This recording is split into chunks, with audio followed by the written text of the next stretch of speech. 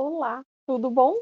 Olha nós aqui de novo para nossa aula aberta número 12, do dia 17 de junho de 2024. Bom, deixa eu aumentar aqui a minha imagem. Boa noite, boa tarde, bom dia. E a nossa aula hoje, na verdade, é uma continuação, né, da aula anterior, da aula 11. Eu tô com uma coceirinha aqui, acho que é pó do pó, né, que eu passo para tirar um pouco do brilho do rosto. Desculpem.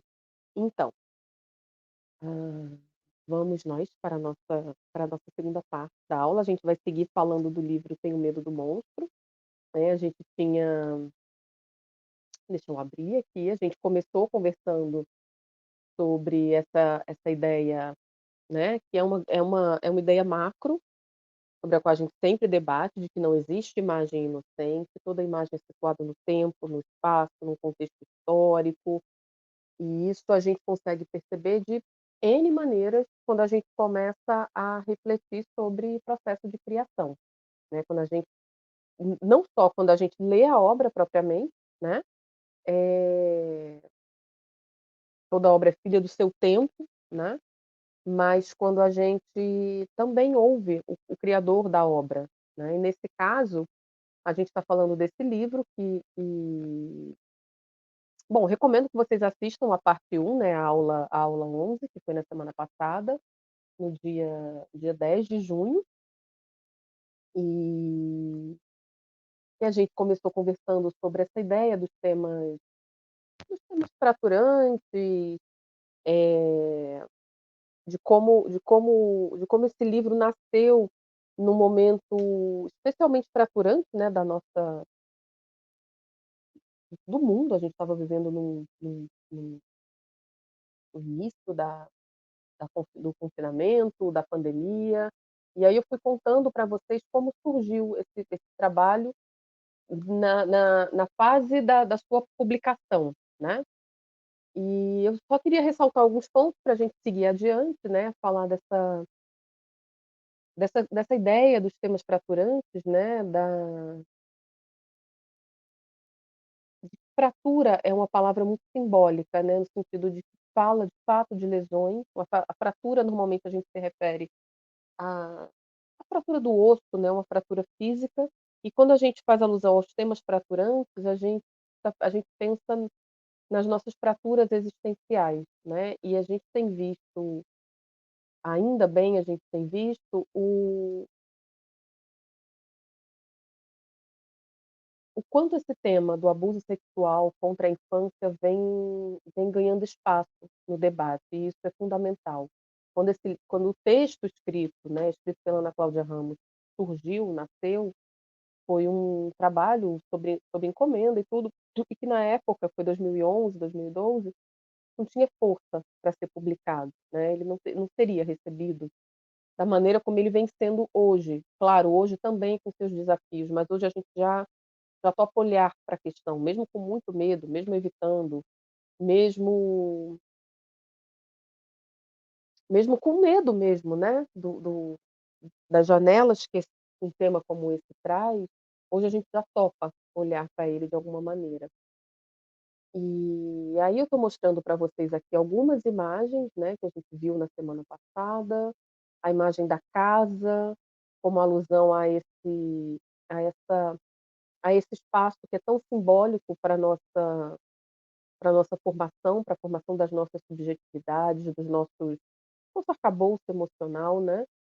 E o que que acontece, né, a minha proposta quando eu trouxe a casa, era pensar o que que acontece quando esse espaço, que deveria ser o espaço primeiro de confiança, de formação da nossa individualidade, do nosso ser e estar no mundo, o que que acontece quando esse espaço nos trai? Quando é justamente dentro desse espaço em que a gente vive uma das maiores dores, né, que é a violência sexual, né. Bom, e eu já contei para vocês que a casa não está propriamente escrita no texto, foi um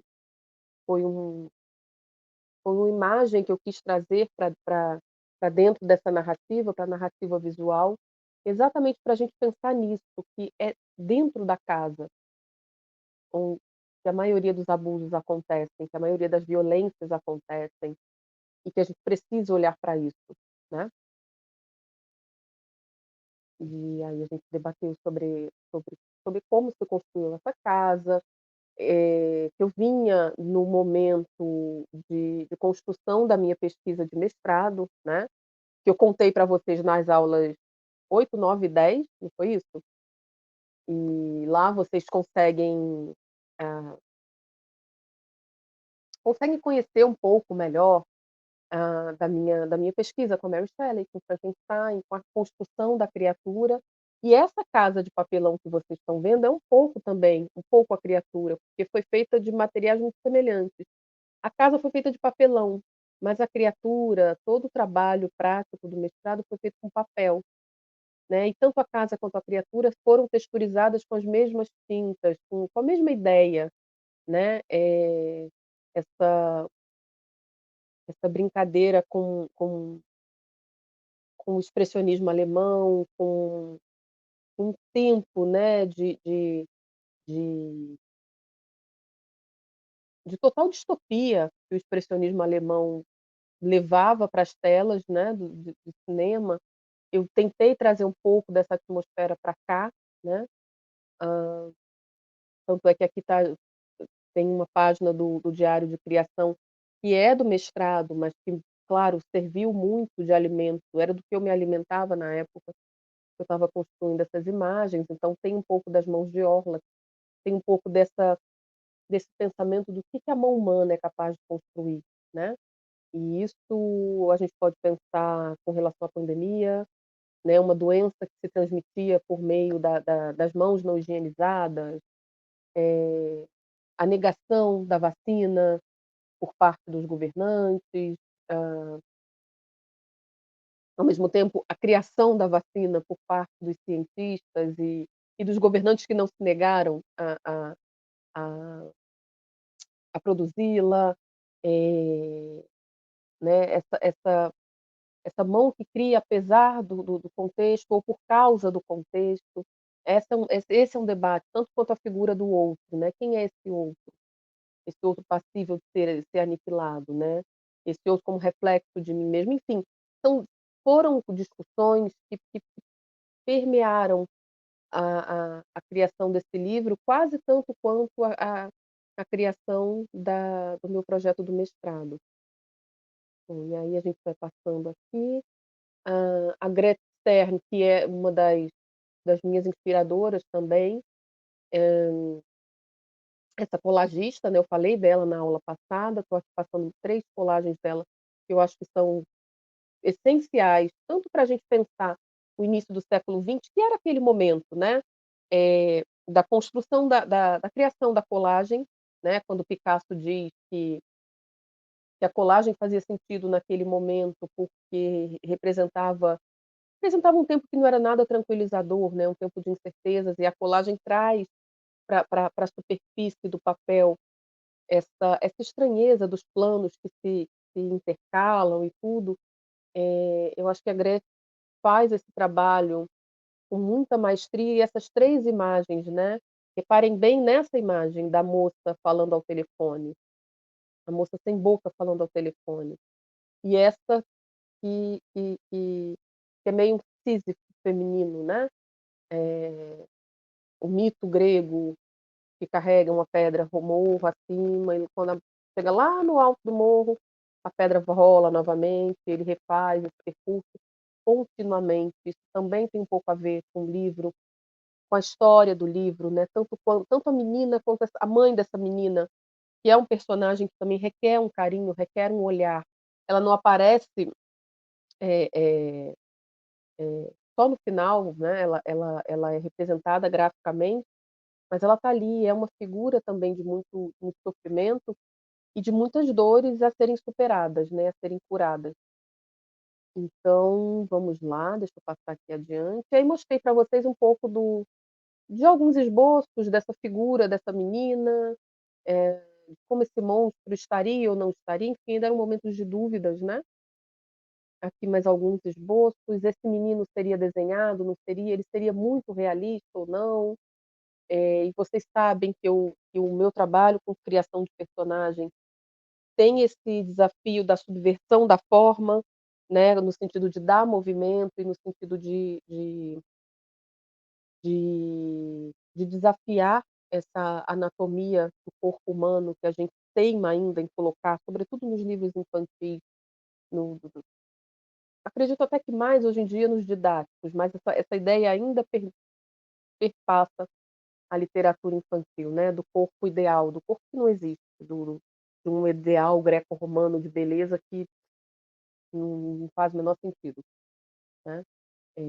Bom, e aí a gente vem para o assunto de hoje, né, eu quero mostrar para vocês aqui, hã, a além daquela da casa, né, que eu mostrei para vocês nos slides, se vocês repararem, a quarta capa do livro é isso aqui.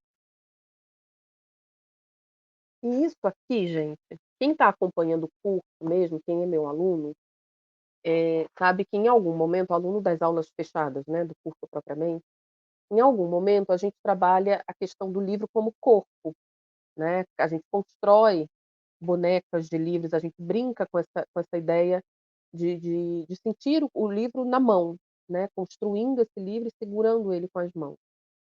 E esse foi um dos exercícios que eu fiz na época, né, com uma outra turma que eu tinha de experimentações, e a gente foi brincando com essa ideia da sanfona, né, e do livro sanfona. E isso foi uma brincadeira, um jogo que eu fiz de como poderia ser essa, e será que isso viraria uma casa, viraria um telhado, virariam paredes, né, paredes que estariam sempre meio meio em diagonal, ah, meio oblíqua, né. E fiz só como um exercício, né. E por que que eu estou mostrando isso? Porque todas as vezes em que eu começo a esquematizar muito a minha criação, é sinal de que eu estou fugindo dela, isso eu já percebi, isso é autoconhecimento, né. E normalmente aquilo que eu faço com mais desapego, mais ao acaso, é o que vai acabar funcionando, né.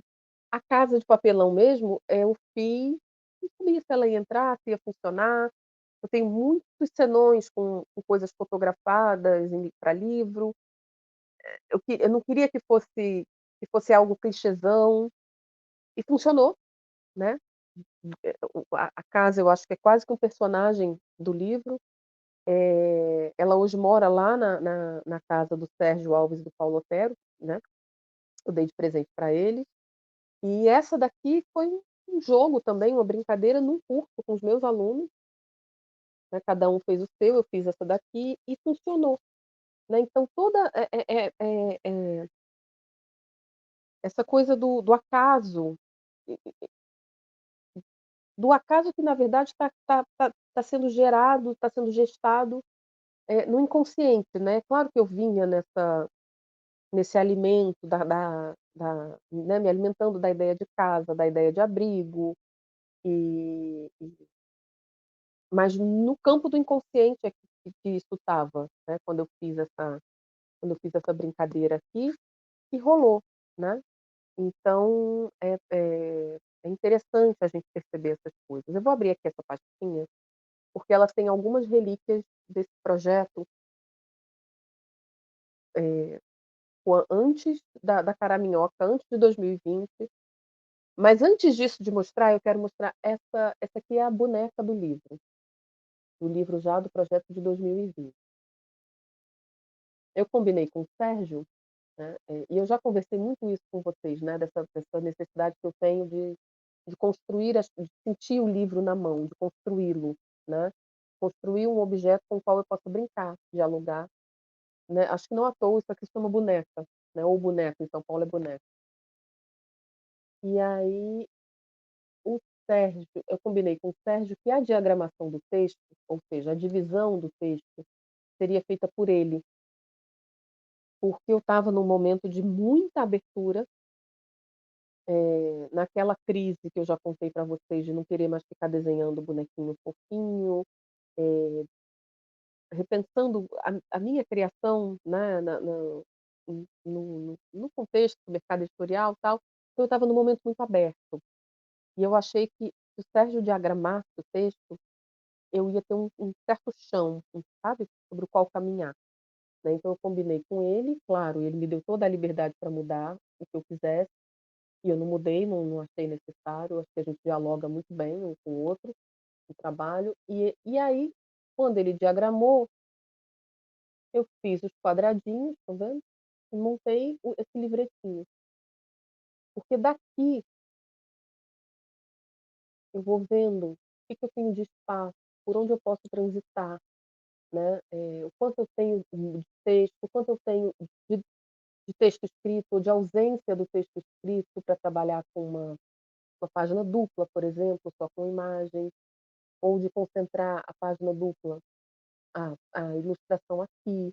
Enfim, eu preciso disso muito na minha tem gente que consegue ver isso na tela e está ótimo. Eu gosto de estar com isso na mão. Eu vou colocar na bolsa, vai ficar aqui em cima da minha mesa de trabalho e eu vou brincando com isso, né. Assim como eu trabalho com papel, né, eu não faço ilustração digital normalmente. Então eu fui brincando com a forma dessa personagem, com o equilíbrio desse corpo ou o desequilíbrio desse corpo, ele é todo montadinho, tá vendo, todo colado. Deixa eu pegar aqui os mais antigos. Essa daqui é da versão de 2013 e 2014, né, foi quando eu entrei no projeto. Então tem muito um jogo com lettering, eu gosto sempre gostei de recortar letra, brincar com fontes e tudo. Então aqui é o texto, nesse aqui, é também o texto diagramado, mas não em formato de livrinho, né, de boneca, como esse aqui, né. E é um outro texto, assim, é um outro não é a versão final do texto, né, mas reparem que é um momento em que eu estou com ele diagramado já, e tem muita anotação, tem muito esquema, ele está muito esquemático, muito reparem que não tem imagem quase desenhada,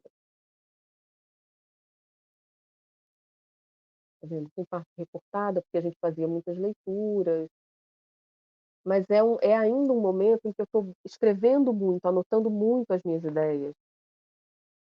E eu já sei que toda vez que eu estou fazendo muito isso, é porque não está fluindo, né, toda vez que eu esquematizo muito, é porque a coisa não tá caminhando, né.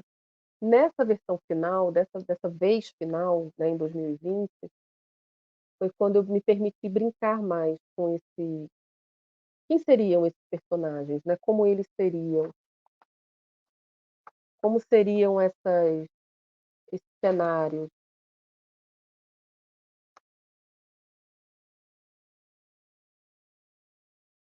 Essas imagens que vocês estão vendo, vocês já viram projetadas, né. Como seria esse menino? Como seria esse monstro? Ele apareceria de frente em algum momento, né, tem uma hora que a menina olha para a porta, eh, a mãe está contando uma história e a menina meio que olha para a porta com medo. Então eu fiquei na dúvida, quem vai né, a menina vai olhar, que a menina olhando também não está no texto escrito, né, mas tem uma coisa assim, ou seria a menina o foco seria na menina olhando ou seria no monstro aparecendo, né, que, são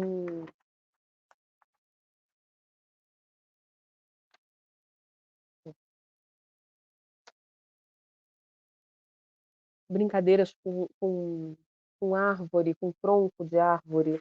Tem uma música do Radiohead, que é uma banda britânica, e tem uma música chamada There There. O clipe é sensacional. E o clipe eu me lembro que quando eu estava fazendo as fotografias com o Paulo Otero, ele falou: "Nossa, mas você se inspirou nessa música?" Eu falei: "Não, nem tinha me tocado". Ele falou: "Mas você já viu o clipe?" Eu falei: "Também não". Eu conhecia a música, mas nunca tinha reparado, nunca acho que nunca tinha visto o clipe. E quando eu vi o clipe eu falei: "Nossa, é muito o espírito do livro, é muito o espírito das imagens que eu estou criando", e o Paulo falou: "Nossa, eu achei que fosse inspiração mesmo, direta". E aí foi algo que eu absorvi, né, a ideia do bosque, porque tem um momento da história em que também foi cortado, porque é a justa medida, né, assim, é a justa medida do medo e do cuidado para não gerar ojeriza no leitor, né. Então tem um momento do texto escrito em que a menina falava, eh, das mãos grandes que o monstro tinha e tudo. E eu não assim, eu confesso que eu não sei se foi uma brincadeira, um intertexto com o Chapeuzinho Vermelho, que foi o que ficou na minha cabeça, né, a ideia quando a Chapeuzinho Vermelho tá lá, achando que o lobo é a vovó e fala: "Que mãos grandes você tem, que olhos grandes você tem", mas que o Sérgio e a Ana optaram por cortar, para não ficar uma coisa agressiva, uma provocação desnecessária, né, que gerasse ojeriza. E mas a ideia do bosque ficou na minha cabeça. E aí teve esse clipe da música There There, e e aí o bosque ficou na minha cabeça, eu vou falar dele já já. Bom, deixa eu passar aqui. E aí os primeiros, enfim, aqui são papéis que serviram tanto para a criatura quanto para o Tenho Medo do Monstro, né, é todo jogo de texturas, quem vem acompanhando as aulas sabe que eu brinco, que eu trabalho essencialmente com transformação do papel. Eu nunca uso um papel conforme ele vem da loja. Quando eu trabalhava com figurino também, nunca trabalhava um tecido conforme ele vinha da loja.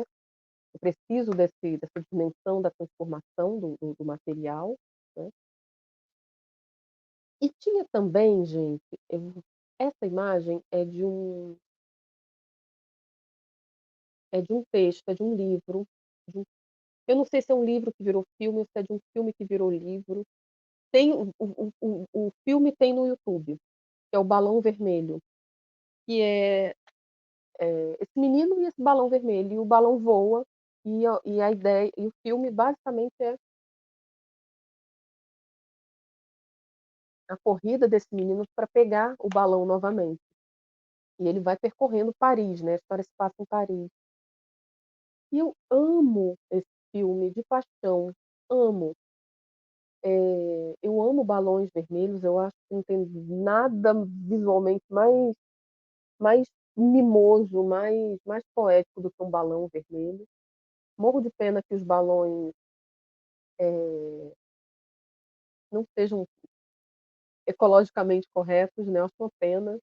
Eu adoro balões e eu queria que, embora esse livro fale de um horror, né, de algo muito fraturante, né, pra gente usar um termo, eu queria resguardar uma dimensão de poesia, né, para esse menino que tá ali no meio daquela tragédia toda, caminhando inocentemente, né, ele é o grande agente de transformação, é ele que traz o horror à tona, mas ele não tem a menor dimensão nem do que ele fez, né, do quão enorme foi a atitude dele, como ele também não tem noção de fato do que está passando, ele tem dimensão só do horror que ele sentia, do medo, mas não do tamanho todo desse medo. Então eu queria que tivesse essa inocência um tanto azulada, né, desse menino, desse filme. Que é um filme que tem no YouTube, eu acho que é o Balão Vermelho mesmo o nome do filme, que eu recomendo, é lindíssimo, é um amor o filme. E aí eu vou passar aqui algumas imagens agora, eh, do que serviram de inspiração, que não propriamente são do do livro, tá, mas que serviram de inspiração. Eu gosto dessa coisa da projeção de sombra, então eu não sei se vocês conseguem ver, mas tem umas árvores de papel, como uma espécie de pop-up, né, uma colagem que eu fiz das árvores que projetam, saem do plano do papel e ficam em pé. E essas árvores pretas, essas mãos, né, que são meio árvores que vocês estão vendo na preto, né, na na textura preto e branco, elas são sombras dessas árvores de papel aqui. Que talvez dê para assim, para mim é fácil de compreender, porque fui eu que criei, então eu sei onde estão as árvores de papel e o que é sombra projetada.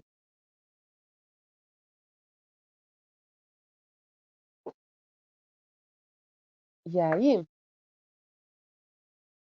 eh, então essa foi uma imagem que ficou muito na minha cabeça, né, não só por causa da ideia de bosque, mas porque tem essa coisa meio de mistério e meio tétrica, né, de árvores que são mãos e que se mexem, galhos que se mexem como como mãos, né. Também essa imagem já existia, eu tinha feito para não foi para o livro, né, não foi para acho que foi como exercício mesmo, mas que me serviu de inspiração. E aqui a figura do monstro, que eu também não sabia se entraria, como entraria, né. E eu acabei, ela tá, de alguma maneira, na capa, né, e ela tá em algumas imagens do miolo do livro, vamos ver. Ela tá na mão da menina brincando, né, e aí fica aquela assim como a casa desenhada, né, ela tá também nessa apresentação de fantoche, quem é que está apresentando, né, quem é que está brincando, né. A mão que está segurando o fantoche é pontiaguda como o fantoche de silhueta monstruosa, então quem é, né? Será que a mãe é que saiu para trabalhar, quem ficou cuidando dessas crianças que estão assistindo a essa apresentação de fantoche aqui?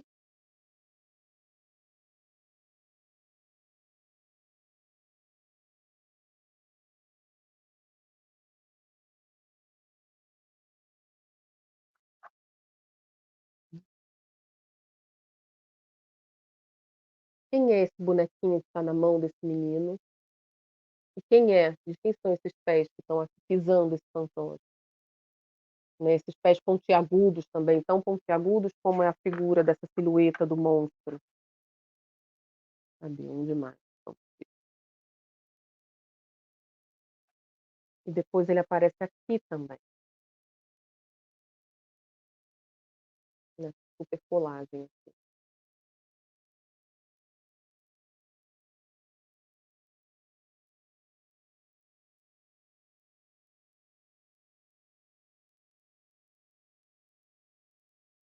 E aqui num outro jogo, né, num jogo com monotipia, brincando com essa coisa da estampa,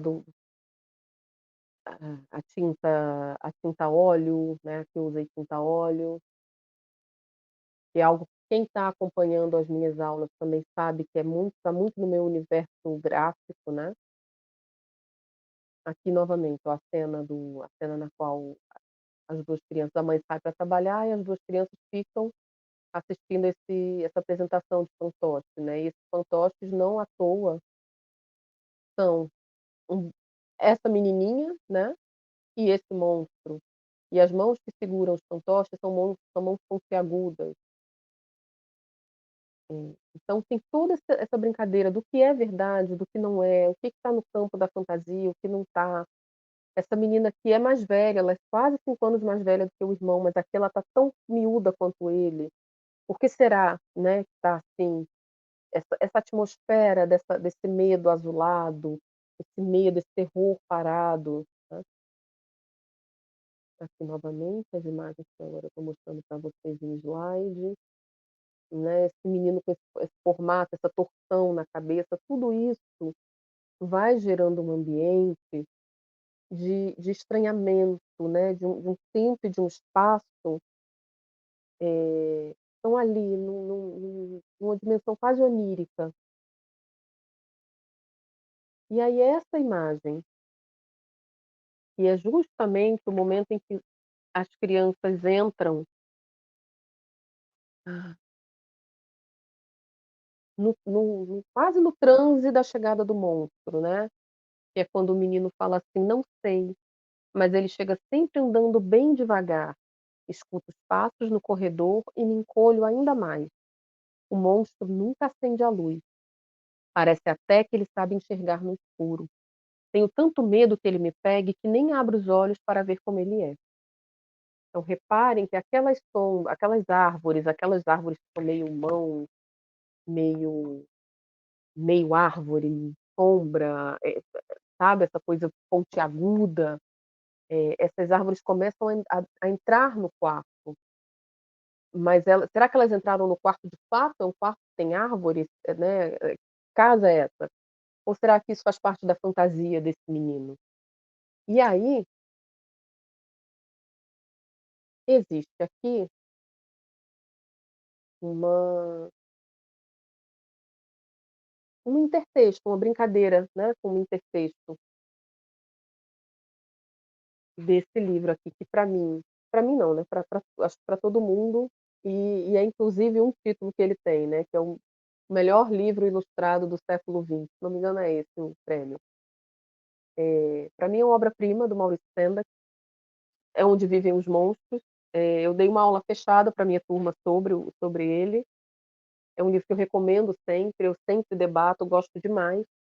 E aí aqui foi uma brincadeira com, né, foi uma homenagem ao Sendak, digamos assim, porque quando o Max, que é esse menino, vai de castigo e fica trancado no quarto sem jantar, e quando ele vai adentrando, né, na brincadeira do sonho, indo pra terra onde vivem as coisas selvagens, o quarto dele vai começando a se transformar em selva, tá vendo? Começam a surgir cadê? Ó, esse é o quarto no plano real, no plano da realidade.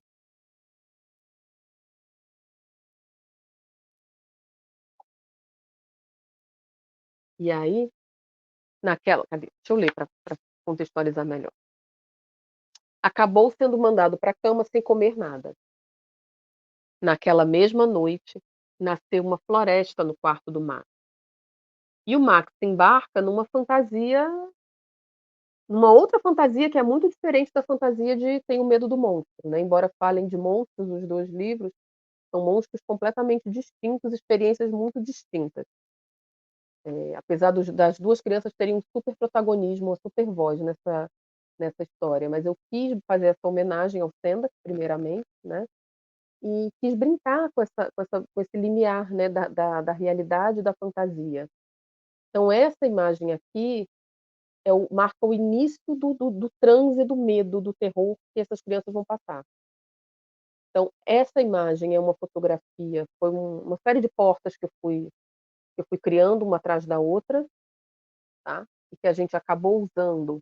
Então essa é uma fotografia feita pelo Paulo, eu queria, né, ressaltar essa ideia da luz da porta lá no fundo, iluminada, e tudo mais, e ela acabou entrando aqui,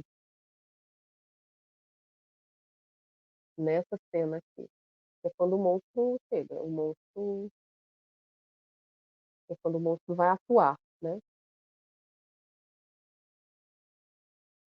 Então que casa é essa, né, essa casa já está aqui retratada de uma outra maneira, né, e isso também é um jeito a Ana teve uma sacação ao longo, né, do trabalho dela de de carpintaria do texto escrito, de, por exemplo, tirar o nome das crianças, tirar a profissão da mãe, a mãe anteriormente era acho que ela era enfermeira, então a Ana tira e deixa a mãe somente trabalhando à noite, porque isso universaliza. Essa mãe pode ter qualquer profissão, essa mãe pode ser qualquer mãe que trabalha à noite. Pode ser uma enfermeira, pode ser uma prostituta, pode ser uma professora que dê aula à noite. Essas crianças, na medida em que não têm nome, podem ser qualquer criança. E esse monstro Na medida em que também deixa de ser um membro específico da família, pode ser qualquer pessoa que tenha acesso a essas crianças. E essa casa também, na medida em que essa casa é várias casas, né, são várias casas dentro de uma só, universaliza o sentido dessa casa, porque pode acontecer na casa de qualquer pessoa, certo? Vamos ver, voltar. E aí a gente volta lá na ideia do bosque, porque eu lembro que quando eu estava com também no também a gente volta para o campo das das das coisas das decisões inconscientes, né. Essa imagem aqui foi uma imagem que também surgiu numa super, super por acaso. Eu estava dando uma oficina na Feira do Livro de Bolonha, né, dei uma oficina de ilustração, e fui brincando com eles com o que eu normalmente brinco, né, de desafiar os alunos a criarem texturas, a recortarem vou levantar aqui, a recortarem papel e a brincar de compor cenas com papéis recortados, com coisas, em tese que não são figurativas, mas para criar uma cena que seja narrativa. E quando eu terminei de criar essa cena, eu falei: "Nossa, é um bosque". E se você eu não tenho aqui a imagem do clipe, mas eu recomendo muito, eu vou colocar na descrição o clipe da música, né, tem muito a ver com essa cena aqui. E é a exacerbação daquela outra cena, aqui, né, é quando o livro vai chegando no clímax, né. Esse bosque que está começando aqui no quarto do menino da história, vai ganhando força, vai ganhando corpo até chegar nisso aqui, né. E essa imagem acabou entrando na história como um elemento muito importante, e também essa ideia do bosque, da selva, da mata, né, do mistério, de onde vivem as coisas selvagens, né, esse monstro vive nessa selva, né, o bosque é uma figura, assim, com muita simbologia, né, a mata, a floresta é um elemento muito simbólico. E dele a gente foi caminhando para o clímax mesmo da história, que é quando a história vai se desenrolando e tudo, né, esse emaranhado de galhos aqui, de olhos e uma cena assustadora.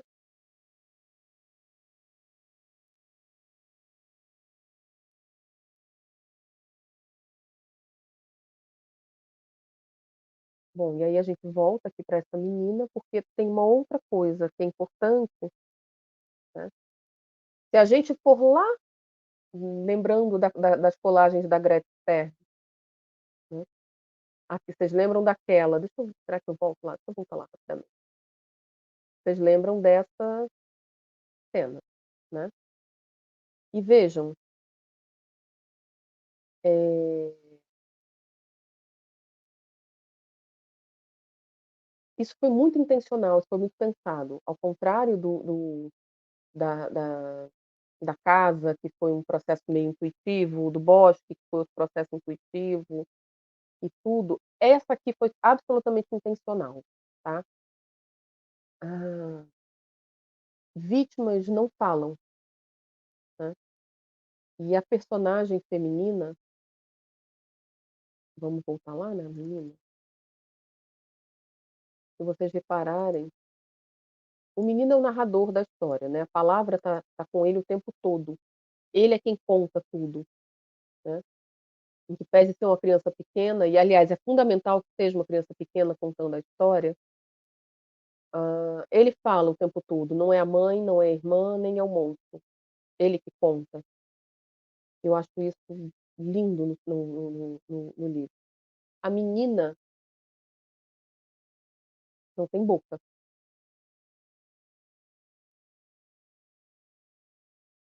tá vendo? E isso é absolutamente intencional, gente.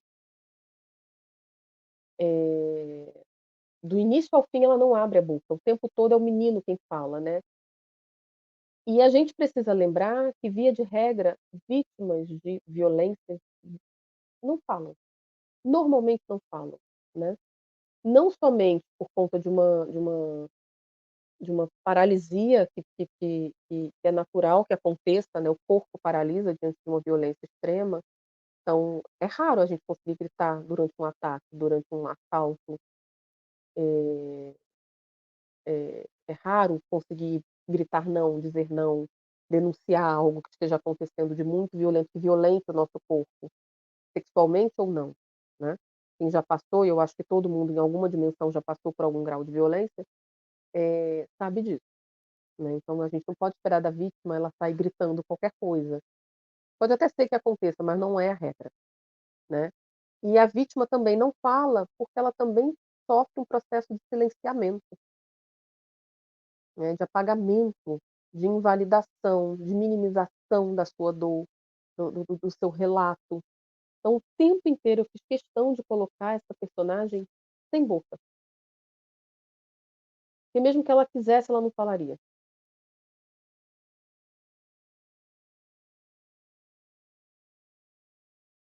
Só no final, né, que é essa cena aqui, depois desse clima, dessa confusão toda aqui, eu não vou contar, né, não vou dar mais spoilers que eu já estou dando, eh, vem finalmente uma cena de um relaxamento, sabe. E aí, aquelas mesmas cores, o vermelho, o amarelo e o azul, aqui perdem saturação, né, e aí é quando eu retomo aquela ideia da cor como um elemento retórico. Eu estou trabalhando exatamente as mesmas cores o livro inteiro, mas aqui eu mudei a saturação. Eu tirei o tom muito dramático, o tom expressionista, do preto e do branco, mudei a atmosfera do azul e do vermelho, o vermelho virou um rosinha, uma cor rosada, e aqui é a primeira vez que a menina aparece com boca, um meio sorriso,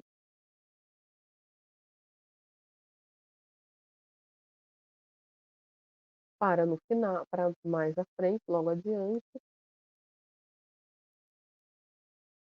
essa cena que também é a continuação de um certo nível de relaxamento de quem venceu uma etapa de muita dor, né. E é muito importante ressaltar, que nesse final, né, tanto da menina com a boca, né, com um meio sorriso do lado do irmão, tanto nessa quanto nessa que vocês estão vendo agora aqui no slide, né, desse desse amarelado, meio rosado, quase como um fim de tarde, né, uma atmosfera de fim de tarde, né, que propõe um alívio, uma certa satisfação com o fim de um terror, tá.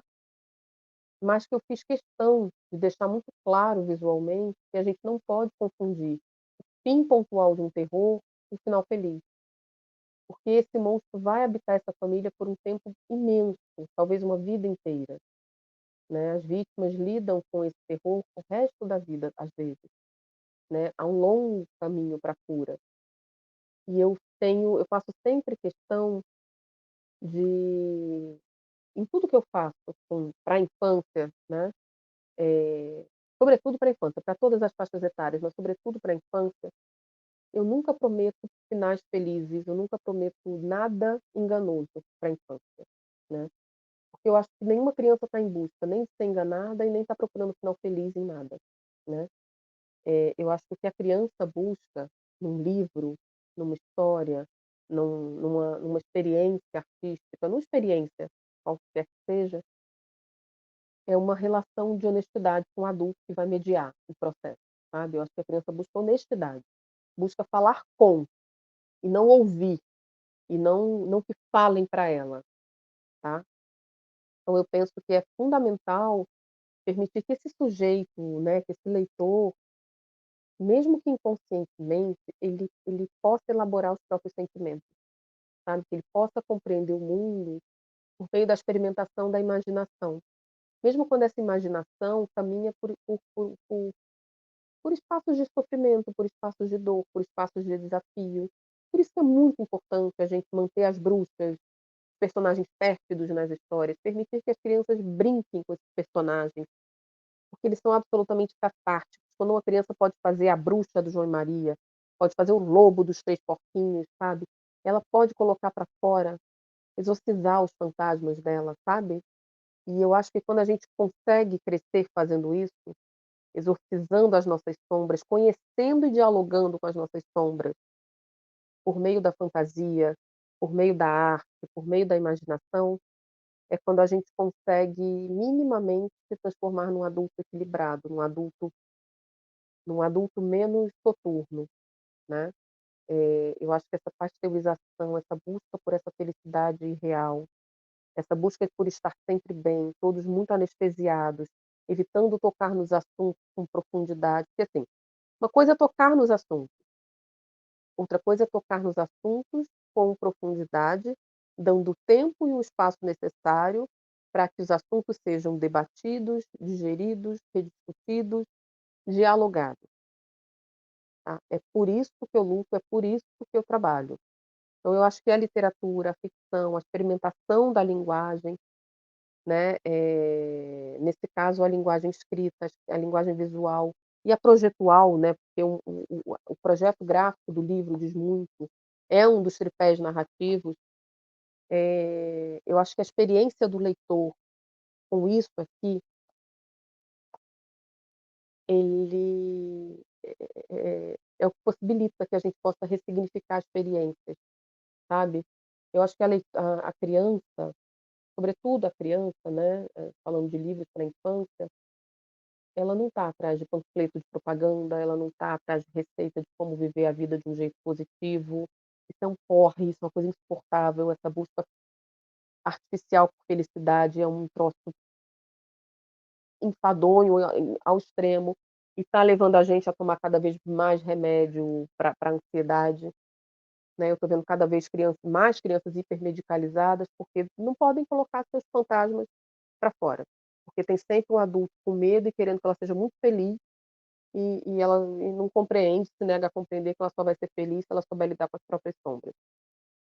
Então eu acho que a criança, ela quer ser desafiada, ela quer poder olhar para os paradoxos da vida e entender como ultrapassar esse paradoxo, sabe. Então eu acho que é isso que faz com que ela, a criança, com que a gente volte para determinados livros, né. Eu lembro que quando eu era criança, eu tinha fascínio para um livro chamado A Carne, do Júlio Ribeiro. É um livro adulto, que é triste pra chuchu, e eu gostava de sempre de ficar lendo aquele final, porque é quando a desgraça toda acontece com o cara. E eu achava aquilo triste, e eu adorava ler. E a capa do livro era vermelha, e ficava no alto da estante, e era tudo muito tudo era uma experiência, sabe, de pegar esse livro e ler aquele trecho. Eu tinha ouvido minhas tias comentando sobre o livro. Então, e ninguém me proibiu, também porque ninguém viu eu fazendo isso, né. Mas, o que eu quero dizer é que eu acho que a criança precisa de espaço para isso, né, e eu acho que é isso que faz com que ela queira voltar para determinados livros e não queira voltar para outros, sabe, a não ser que o adulto, que é o mediador, faça, né, use de sua força policial, sua força de polícia, para fazer com que a criança volte. Bom, e eu acho que esse livro especificamente, Tem Medo do Monstro, é um livro muito responsável nesse sentido, sabe, ele dá fôlego para inúmeras leituras. E tudo isso que eu estou contando aqui para vocês, alguns leitores podem perceber de cara, mas não necessariamente perceberão e está tudo bem, né. Eu não estou dando aqui um manual de como ler o livro Tenho Medo do Monstro. Eu estou mostrando o meu processo de criação, o que é importante para mim, o que eu quis colocar, eh, como possibilidade de leitura, mas o leitor tem essa beleza, né, de criar inúmeros livros. Cada leitor que tem acesso a esse livro vai ler de maneira diversa, vai criar a sua própria experiência, vai criar um livro único para si próprio. E talvez quando ele volte a esse mesmo livro, ele já já criei outro livro a partir de outras leituras, porque a gente lê o mundo a partir do nosso próprio arcabouço, das nossas próprias experiências, dos nossos próprios referenciais. Mas é importante que o ilustrador, que o escritor, que o criador do livro ilustrado, eh, tenha esses bastidores, esse arcabouço muito bem montado. Quanto mais alimentados estamos, mais alimento a gente pode oferecer para o outro na sua experiência leitora, né. Então, o que vocês viram aqui foi tudo que eu programei, que eu fiz de maneira intencional, e que eu não fiz de maneira intencional também, mas acabou entrando no livro. Não é um guia de leitura, por exemplo, ninguém percebe de cara, quase ninguém, ninguém também não, mas quase ninguém percebe de cara que a menina não tem boca. Mas algumas pessoas já perceberam, sem que eu precisasse contar. E eu nem acho legal contar, eu estou contando aqui porque a gente está aqui num exercício de análise, e não de leitura de fruição, né. Mas não acho necessário, não acho que o professor, o mediador tem que chegar e falar: "Aqui fulanos, aqui a turma, tá vendo que ela não tem boca?". Não cabe dizer isso, não cabe contar. A criança vai reparar isso ou não. Ou em algum momento de análise mais aprofundada do livro com a turma, aí de repente o professor aborda isso ou não também, né. Mas o que eu quero dizer é, quanto mais o nosso arcabouço, os nossos bastidores, o nosso imaginário está alimentado, mais a gente oferece recursos visuais ou textuais, né, pra que o leitor tenha uma experiência rica, né, para que o leitor tenha de fato, para que a gente ofereça ao leitor de fato uma experiência literária, né, porque isso não é uma afetação, não é um: "Ai meu Deus, meu livro é literário", não se trata disso, acho que eu já falei isso na primeira parte da aula. Mas um livro literário é um livro que desafia a linguagem utilizada, né, que traz coisas novas, que desafia o cânone. Novamente eu volto lá no Frankenstein, na Mary Shelley. Por que que o Frankenstein segue vivo, segue clássico, segue, grandioso até hoje, 200 e poucos anos depois da sua criação? Porque a Mary Shelley desafiou tudo que ela pôde ali. Ela desafiou forma, ela desafiou conteúdo, ela desafiou normas sociais, tá tudo ali. Ela desafiou a linguagem de um jeito belíssimo. Ela a engenharia de escrita do romance Frankenstein é absolutamente primorosa. Então, é esse modo de contar a história que torna ela grandiosa, tá. Então, bom, eu deixo acho que eu vou terminar essa aula, porque já estamos em 53 minutos de aula, né, quase batendo 1 hora. É isso que eu quero deixar como final dessa aula, dessa nossa experiência aqui hoje, né, com o Tenho Medo do Monstro.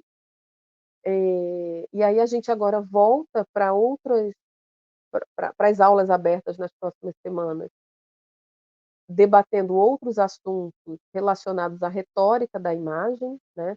Lembrem sempre que o objetivo desse bloco de aulas do mês de junho é debater retórica da imagem, é debater o discurso dessa imagem que a gente está aqui analisando, né. Então a gente falou do Tenho Medo do Monstro como um objeto de estudo, né, um estudo de caso, digamos assim. Mas a ideia é debater o que essas imagens, esse encadeamento de imagens tem de discurso para a gente analisar, tá. E lembrando que sempre não existe imagem inocente, lembrando sempre da potência do corpo criador para desafiar essa criação, para desafiar o cânone, para desafiar os materiais, para dialogar com os contexto da sua época, do seu tempo histórico, não para validá-lo, reproduzi-lo, mantê-lo. Muito pelo contrário, né, é para desafiar o cânone, né, daí está o exercício belíssimo de poética, né, do fazer, né, fazer que pode culminar nas obras do espírito, né, segundo Valéry, que são aquelas obras que a gente cria com o que a gente tem, com o que nos é possível, a despeito do cânone, né. O cânone fica, cada época tem o seu, e as grandes obras o ultrapassam, né.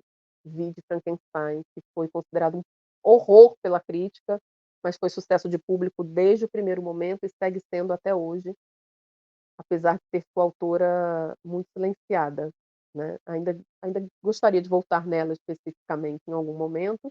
A gente segue com as nossas aulas em junho. Em julho e agosto a ideia também é fazer isso, é ir seguindo debatendo, eh, discurso, né, debatendo retórica da imagem, mas por hora deixo vocês, agradeço novamente a presença, agradeço quem está curtindo as aulas, quem está compartilhando. Peço novamente para vocês se inscreverem, eu deixei aqui, né, ao longo de toda a aula, o meu canal no YouTube, inscrevam-se no canal, lá tem outros conteúdos sobre criação, sobre o processo de criação, e a ideia realmente é essa, é ir alimentando esse canal com essas discussões, cada vez mais, tá bom? É isso, gente, quero agradecer mais uma vez e convidá-los a estarem aqui comigo sempre nessa comunidade, tá bom? Beijo grande, até semana que vem.